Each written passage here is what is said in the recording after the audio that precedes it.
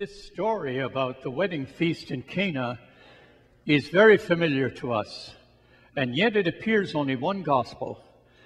It's only found in John's gospel.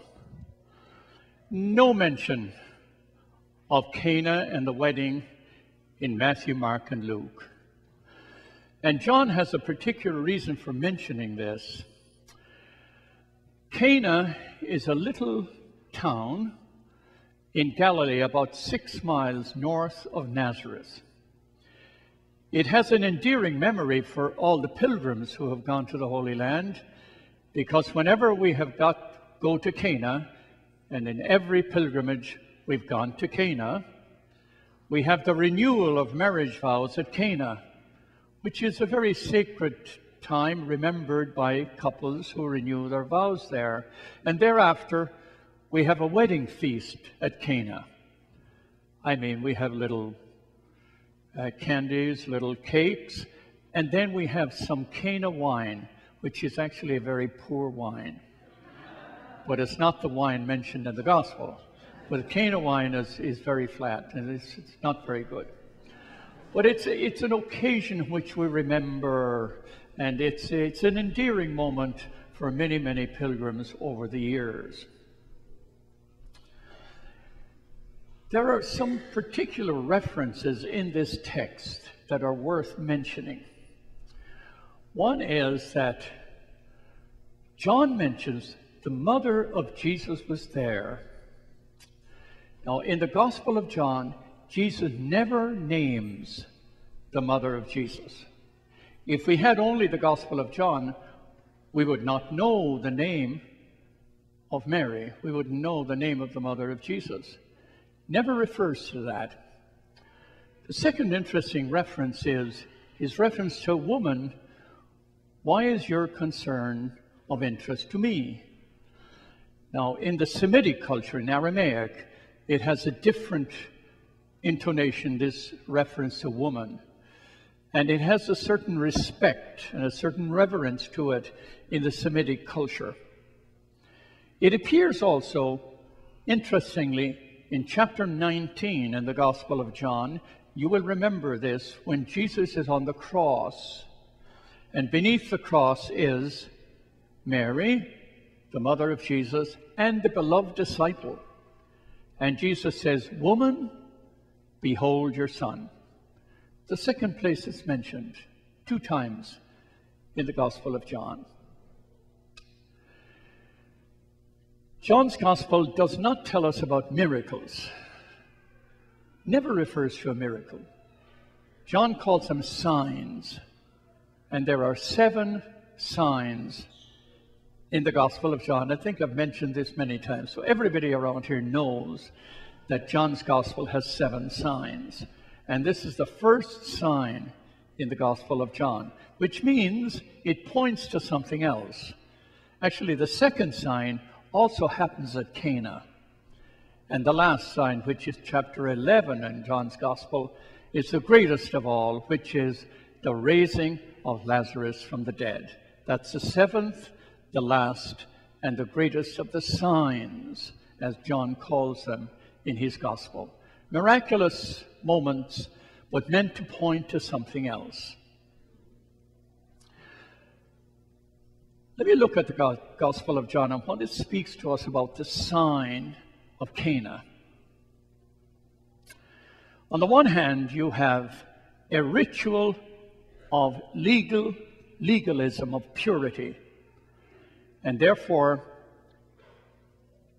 to emphasize this, he had stone water jars. The book of Leviticus said they have to be stone because earthenware might contaminate the water. And the water had to be pure. That's part of ritual purification. It's an external purification. The size is also of interest to us as a part of the sign. They are empty. The 6 stone water jars are empty. And that's a ritual of law. And Jesus displaces the ritual of law with the ritual of love.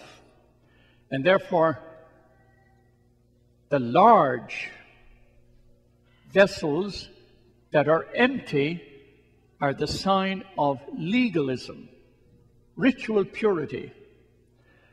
But Jesus filled them to the brim, a sign of the extravagant love of God appearing in the sign. 20 to 30 gallons is not meant to be taken literally. It's meant to be a symbol of abundance. When God comes among us in a ritual of love, it's abundant, it's extravagant, it's lavish. That's the whole teaching of this. The wine, it's good wine. It's better than the other wine, because the ritual of love is far superior to the ritual of law.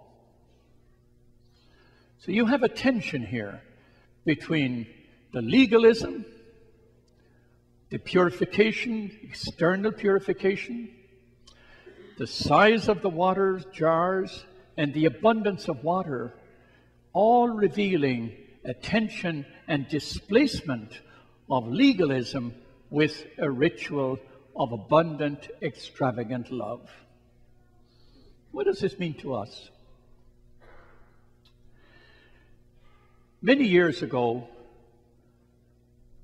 I listened to a fourth grade teacher who told me this story. She said she was teaching her children about the first commandment, about false gods. And she asked the children, what would a false god look like? Tell me about a false god. And one of the children said, money. Yes, if money is your god, it's a false god. And then they went around, and one little girl stood up and said, a god who would hurt you is a false god.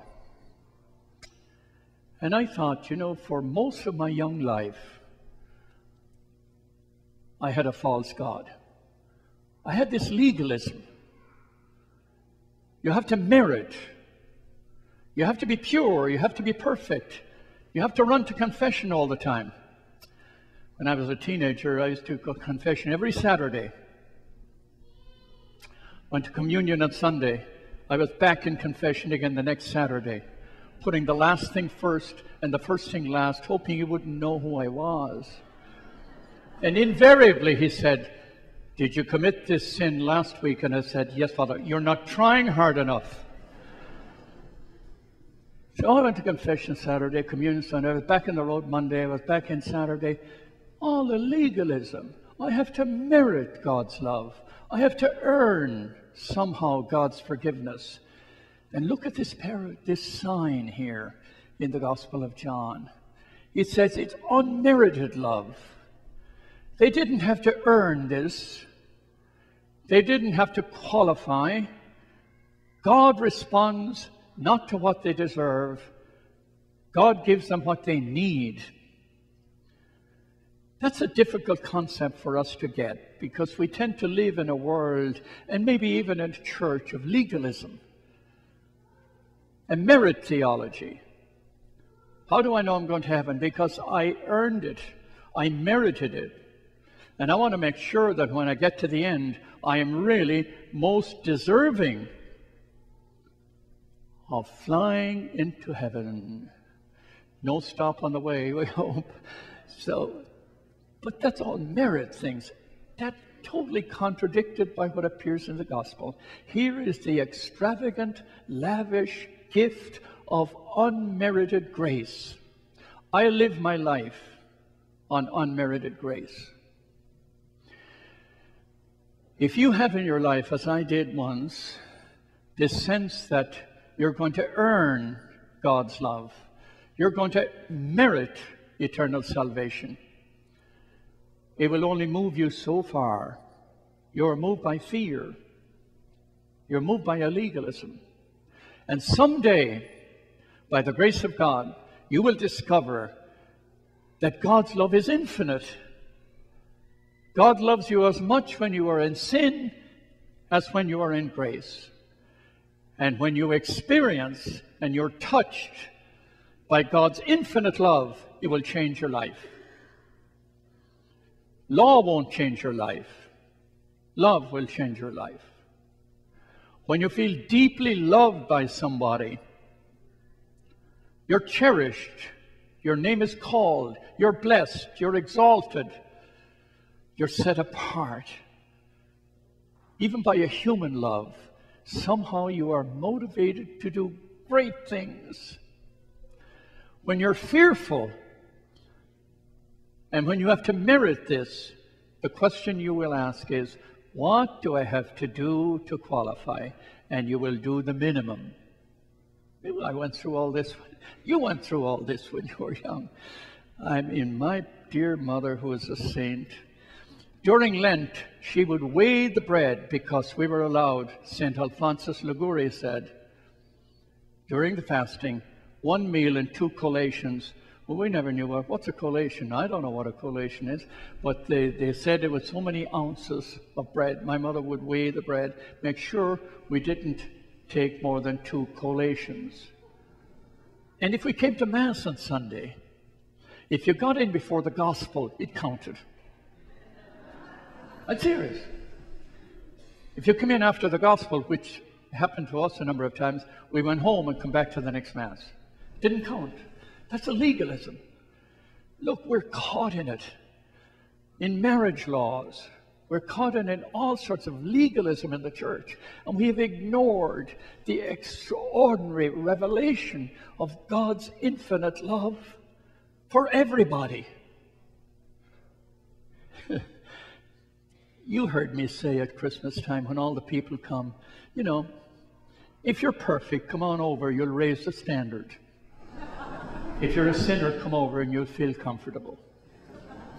Because we sinners, we feel loved by an unearned grace, the infinite love of God. My goodness, where would you ever find a God like this? Amen.